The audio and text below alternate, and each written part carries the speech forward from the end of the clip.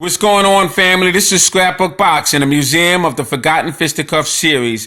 We're going to continue viewing the greatest light heavyweight champions of all time, and we're looking at John Henry Lewis, an outstanding light heavyweight champion. John Henry Lewis took the title away from Bob Olin in 1935 and carried it throughout 1938.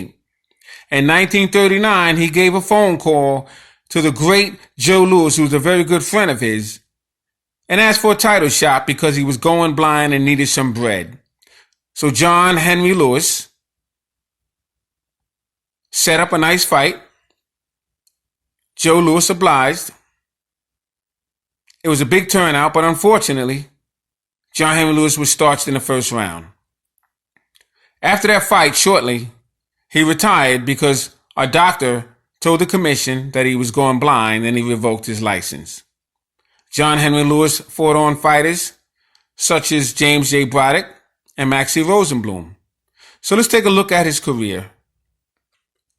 John Henry Lewis was only 24 years old when the doctor examined him. It was March 1939, and he was ready to defend his world light heavyweight title against Dave Clark in Detroit. Lewis had conned medics before. The kind promoters bought on the cheap, meaning that he paid them off.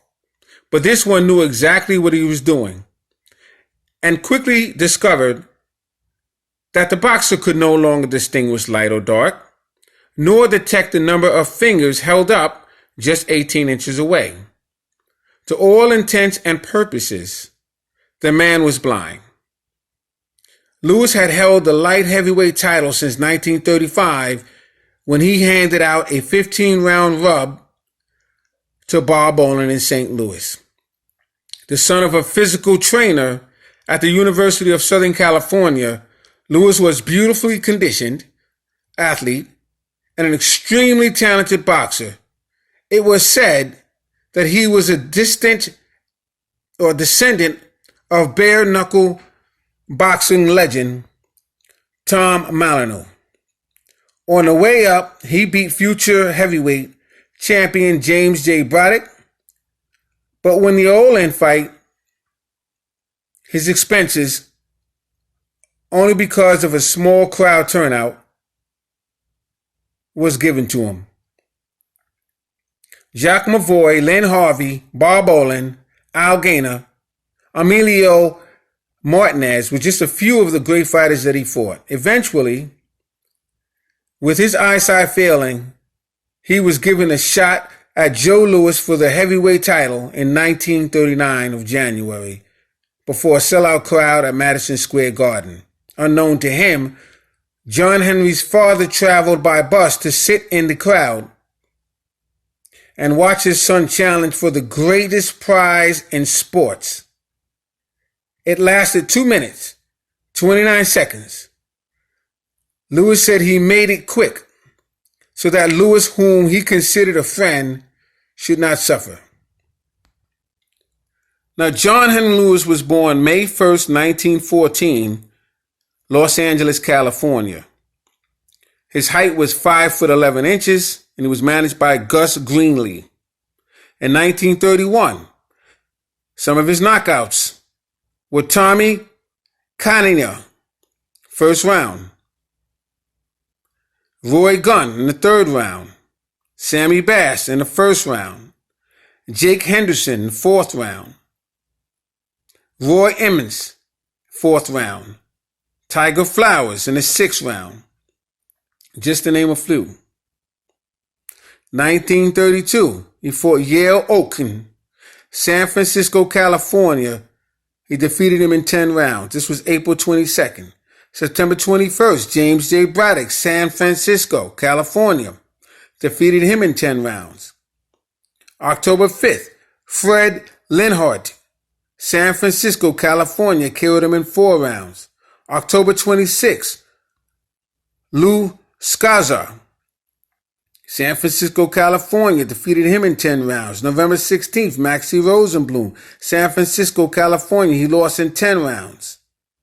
1933, February 7th, Terrace Hill, San Francisco, California, killed him in 4 rounds. March 3rd, Tom Patrick, San Francisco, defeated him in 10 rounds. April 7th, Emmett Rocco, San Francisco, killed him in 7 rounds. July 12th and July 31st, he fought Maxie Rosenblum, San Francisco, California, defeated him both times in the 10 rounds. 1934, June 6th, Sandy Casanova, defeated him, knocked him out in 3 rounds.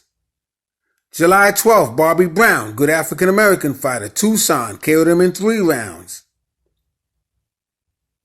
September 20th, Young Firpo, Portland, Oregon, 10-round draw.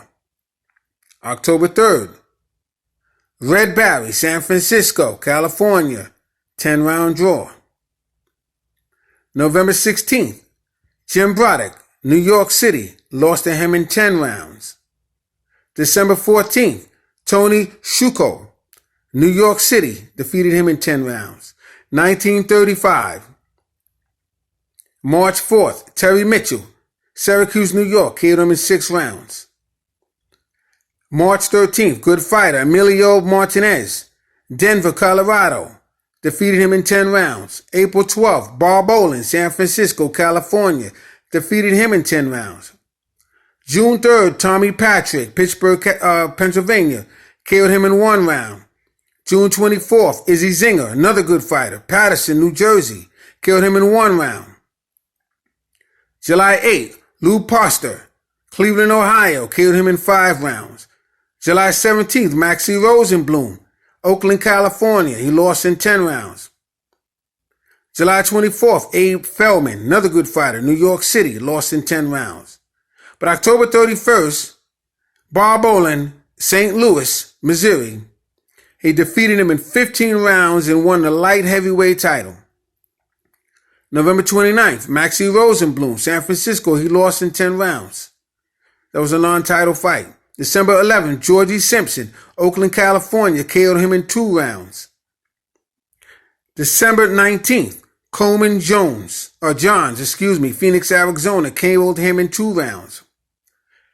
1936, January 10th, Tiger Jack Fox, KO'd him in 3 rounds.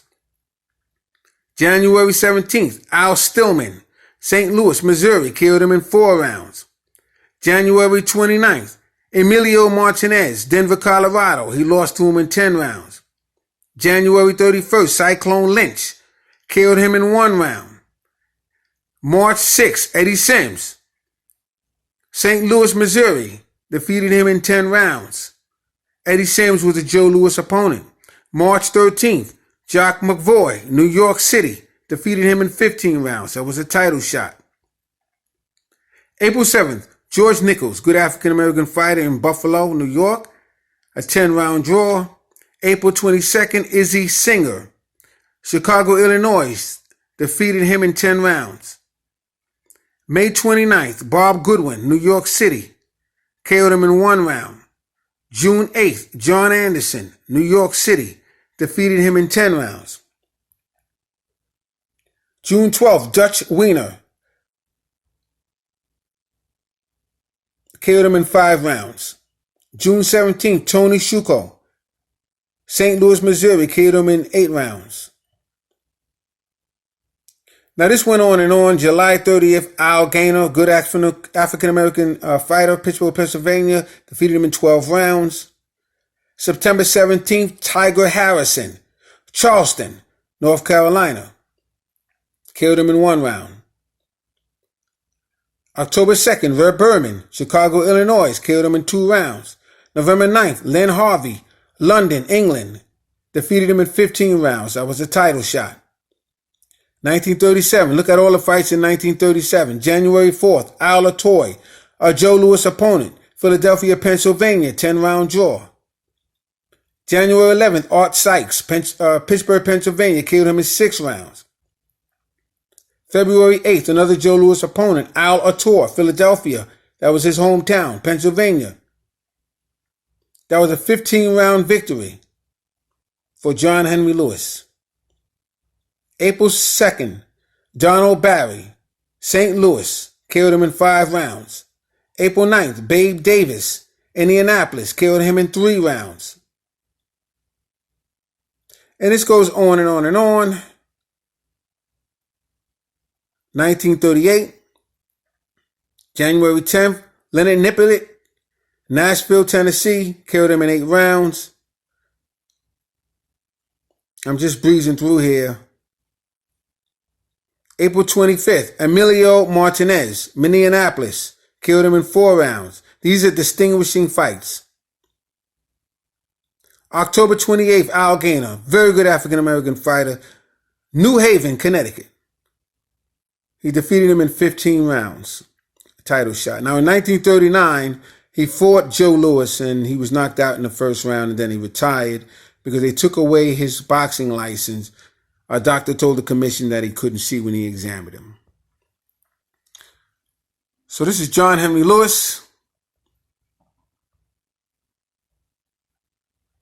John Henry Lewis, light heavyweight champion of the world. Now, what was good about 1938 for the African-American fighters was that they dominated the weight classes. Because Joe Louis held the heavyweight championship in 1938. John Henry Lewis held the light heavyweight championship in 1938. In 1938, you had Henry Armstrong, who had the welterweight championship. He had the lightweight championship and the featherweight championship. So the middleweight championship, Ken Overland had it. Severino Garcia took it from him. Excuse me, family. So I was saying that Severino Garcia took the title away from Ken Overland. And the funny thing about it was Henry Armstrong went up to challenge Severino Garcia, who he had defeated already, and then defeated after this fight. And they called it a draw. So he would have had the middleweight championship. Georgie Pace had the bantamweight title. So that was a good year for African Americans.